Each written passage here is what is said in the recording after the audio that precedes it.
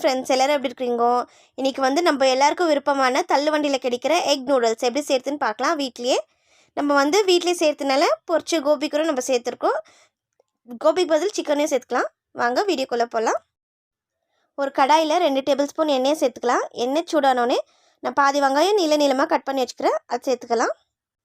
2 பச்சை மிளகா பொடி பொடியாக நறுக்கி வச்சுக்கிறேன், அது சேர்த்துக்கலாம். 2 பீன்ஸ் வந்து பொடி பொடியாக கட் பண்ணி வச்சுக்கிறேன், அது சேர்த்துக்கலாம். முட்டைக்கோஸ் வந்து நீளமாக கட் பண்ணி வச்சுக்கிறேன், ஒரு கைப்பிடி அளவு சேர்த்துக்கலாம். குடை மிளகா வந்து நீளமாக கட் பண்ணி வச்சுக்கிறேன், நான் வந்து ரெட்டு க்ரீன் எடுத்துருக்கிறேன், அது சேர்த்துக்கலாம். கூடவே பொடி பண்ண வச்சுக்கிறேன் கேரட் சேர்த்துக்கலாம். நல்லா வதக்கிக்கலாம். எண்ணெயிலே வந்து நல்லா வதங்கணும். நல்லா வதங்கியாச்சு. இப்போ வந்து நம்ம முட்டை சேர்த்துக்கணும். 2 முட்டை நம்ம சேர்த்துக்கலாம். இப்போ வதக்கி வச்சுக்கிற காயெல்லாம் வந்து ஒரு சைடில் தள்ளிட்டு இருக்கிற எண்ணெயிலே வந்து 2 முட்டையை உடச்சி ஊற்றிக்கலாம். நீங்கள் வெஜிடேரியனாக இருந்தாக்கா முட்டை சேர்க்காம செய்யலாம், நல்லா டேஸ்ட்டாக இருக்கும். முட்டையை 2 முட்டையை உடச்சி ஊற்றி ஆயிடுச்சு. இப்போ நல்லா மிக்ஸ் பண்ணிக்கணும். முட்டை வந்து அந்த எண்ணெயிலே வந்து நல்லா அடிச்சுக்கணும். பாருங்கள், நல்லா முட்டை வெந்துடுச்சு. இப்போ காயோடு சேர்த்து நல்லா மிக்ஸ் பண்ணிக்கலாம். நல்லா மிக்ஸ் பண்ணிட்ட பிறகு நம்ம மசாலா சேர்த்துக்கலாம். 1 டேபிள் ஸ்பூன் மிளகுத்தூள் சேர்த்துக்கலாம்.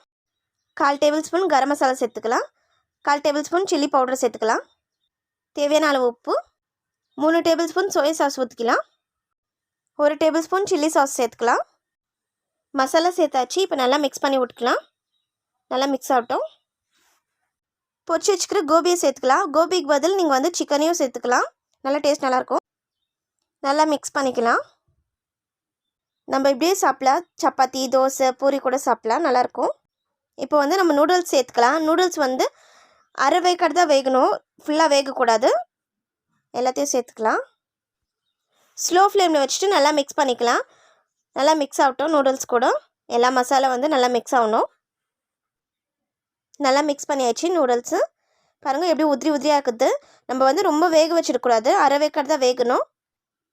தள்ளுவண்டியில் கிடைக்கிற எக் நூடுல்ஸ் அதே மாதிரி நம்ம வீட்டில் செஞ்சுருக்குறோம். நீங்களும் உங்கள் வீட்டில் ட்ரை பண்ணி பாருங்க. குழந்தைங்களுக்கு இந்த மாதிரி கொடுத்தாக்க நல்லா விருப்பமாக சாப்பிடுவாங்க.